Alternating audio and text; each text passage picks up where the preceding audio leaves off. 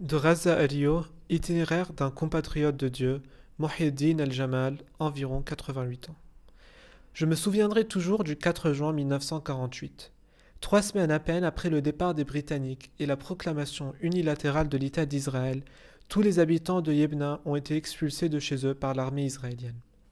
Il fallut quitter tout ce que nous avions, les champs d'agrumes qui faisaient la fierté de mon père, les vaches grâce auxquelles ma mère fabriquait du fromage et du yaourt, les moutons, les chèvres. Mon père a juste eu le temps de rassembler les 14 enfants de ses deux épouses.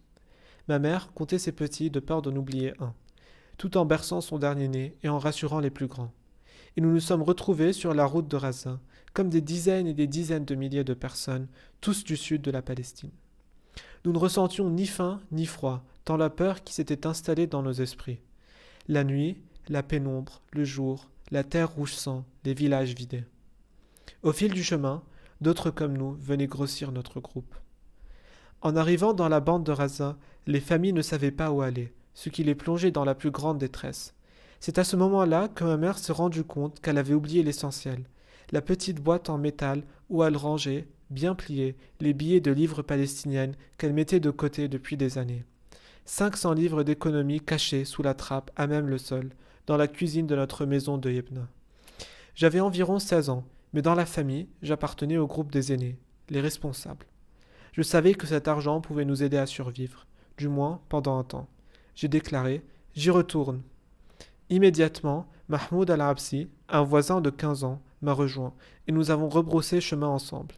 Il fallait faire très attention, les soldats étaient partout. À l'entrée du village, nous nous sommes séparés en nous fixant un rendez-vous sous un grand arbre 2 ou 3 heures après le coucher du soleil. Les soldats israéliens savaient que certains habitants allaient revenir chez eux. Des objets dans les maisons avaient été piégés, nous avions été prévenus. La fameuse boîte en métal nous sauva littéralement la vie, puisqu'elle nous permit de trouver un toit au nord de la ville de Raza, à Jabaleya.